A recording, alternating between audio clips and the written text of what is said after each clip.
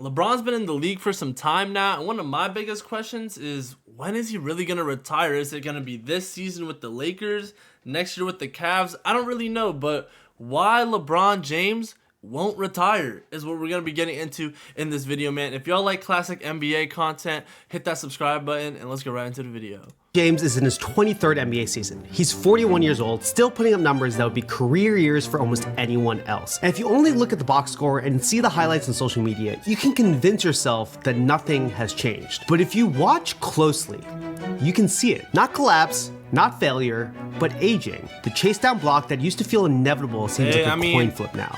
It's not that LeBron isn't one of the most brilliant basketball players ever anymore. He still sees and does things others can't. And he's doing things that no other 41-year-old athlete has ever done. But what he has lost is the ability to hide the cost of greatness. My game is not going anywhere. It's just, it's my body. Grumbling about, at times, his outsized ego, not wanting to sign him to a contract extension or feeling that he wasn't grateful enough, even talking about trading him at one point. Legends don't usually go out clean. Lindsey Vonn's devastating crash. Middle of the night, Chris Paul was being sent home. Tom Brady has officially announced his retirement. Brady breaking the news of his return to Tampa. So what happens when a team can't move forward without its legend, but can't build the future around them either?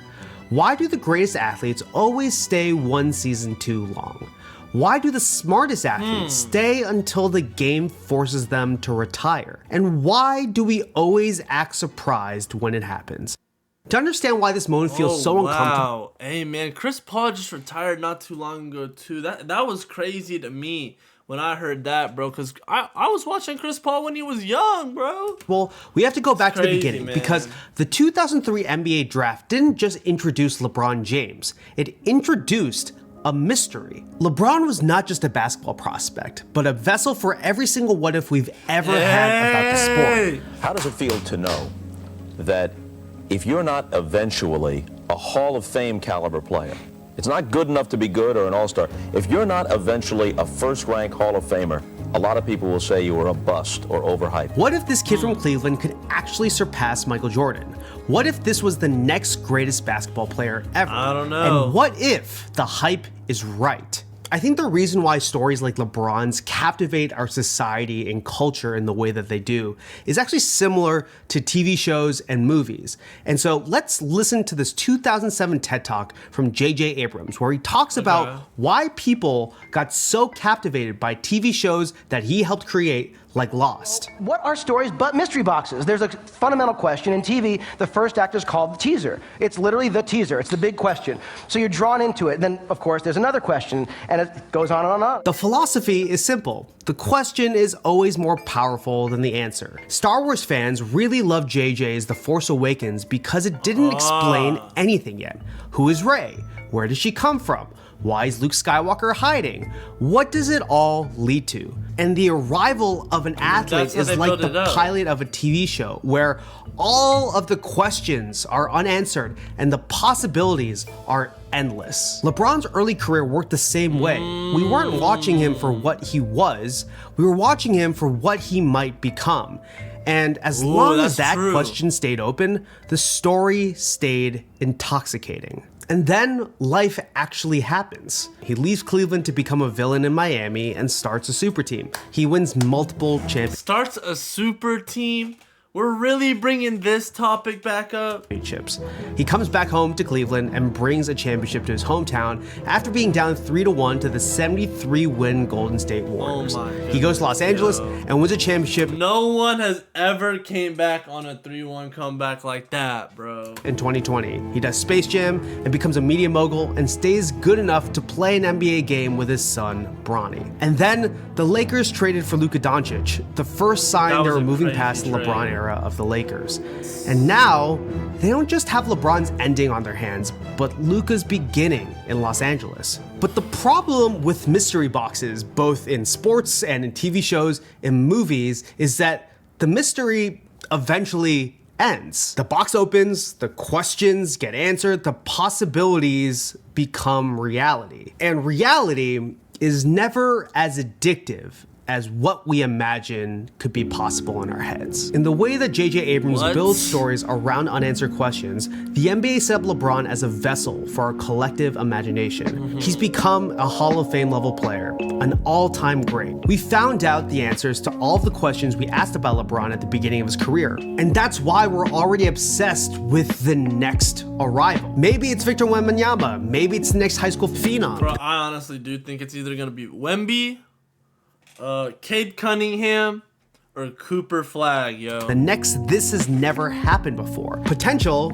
is clean. Potential hasn't disappointed anyone yet. And when we refuse to let the legends go, things start to feel like a half-baked, thought-through reboot. Somehow Palpatine returned. Ray Skywalker. On the surface, the new Lakers era is already here. Luka is currently a scoring machine and has transformed the Lakers into an elite shooting team, leading the NBA in field goal percentage. At the same time, fans don't want this story to end. LeBron still remains at the center of the NBA and Lakers orbit at 41 years old, not because he's still the best player in basketball, but because his legacy is too big to ignore. At the same time, the data in 2026 is increasingly loud. The Lakers are shockingly a pretty similar team without LeBron on the floor. But here's where the Palpatine returns syndrome. Nah, I think those are clear stats that their record is better, yo. More wins. I mean, it's kind of doubled here, actually. Okay. Team without LeBron on the floor. But here's where the Palpatine returns syndrome sets in. While Luka represents the team's future, the Lakers' identity remains stuck in the LeBron era. Despite LeBron declaring that the Lakers are Luka's team, his presence creates a strategic gravitational pull that the franchise can't escape. They can't bench him. They can't marginalize him. He's still too good, but also not good enough for the future. They can't quietly move on.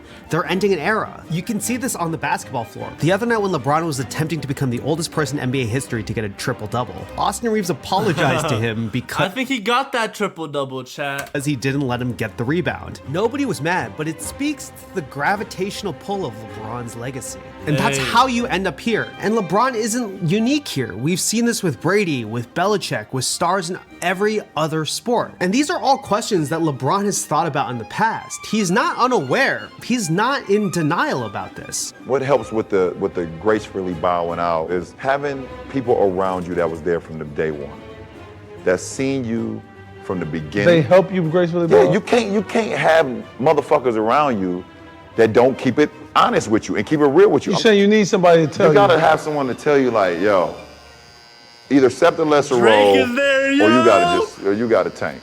This conversation happened in 2018 before LeBron was on the Lakers. But the fact that this is happening isn't a surprise, because sports history has patterns. When legends reach this point, when all the questions are answered, when their body isn't cooperating in the same way anymore, there's only 3 paths out, and they're not clean. The first is the early break. Barry Sanders retired at 30 years old, still in his prime, still dominant, and he didn't wait for a decline. He didn't chase a farewell tour. He walked away with the mystery still one of the best seasons of his career right before retirement. But I think there's a reason why the last days of LeBron are landing differently than legends of the past. How so? We live in a time that's obsessed with living longer and beating time. Longevity podcasts, biohacking, hyperbaric chambers, cryotherapy. LeBron has reportedly spent $1.5 million a year on his recovery. We've convinced ourselves that aging is a solvable problem. And we want to believe that if LeBron James can beat the clock, that it's working for him, that maybe we can beat the clock too. And for a long time, it's worked. LeBron stretched greatness longer than anyone thought possible. We're living in a time where there's an agelessness industrial complex where people are claiming they're reversing their biological age. LeBron, whether he knows it or not, has helped feed this fantasy that we don't have to age, that he's beat Father Time, that he can be an exception to the rule. But sports is doing what it almost always does, revealed the truth. Sports are obsessed with arrival. It celebrates the rise, the breakthrough, the moment when potential becomes real, but it never teaches departure. There's no ceremony for knowing when a star is done because Father Time doesn't show up all at once. He shows up in possessions, in recovery time, in losing a step, in losing an inch. But the reason LeBron is still playing is about more than just legacy. How long can I stay in love with the process? Because that's always been my thing. If I can't continue to stay in love with the process, then if this goes, then my body's gonna go. And once my body goes, then it's a wrap. You know, then the love goes, and then the fun and all that stuff goes. So I have so much knowledge of the game that I know how to still continue to make an impact with, if the voice crack. 45, 43, 41 vertical, you know, I can still do so many things on the floor. One of the biggest mistakes Wow, man. And I can definitely see how LeBron just investing in himself and his health and all that definitely can contribute to him getting that more longevity in the NBA. You know what I'm saying? Honestly, the reason I don't think Michael Jordan played as long is just because like modern day medicine really wasn't as there as maybe nowadays. You know what I'm saying? There's just different ways to recover from, you know, just heavy exercise and a lot of stuff like that LeBron takes advantages of. You know what I'm saying? I think we make as a sports culture and as a society I agree. is believing that decline is a betrayal of greatness.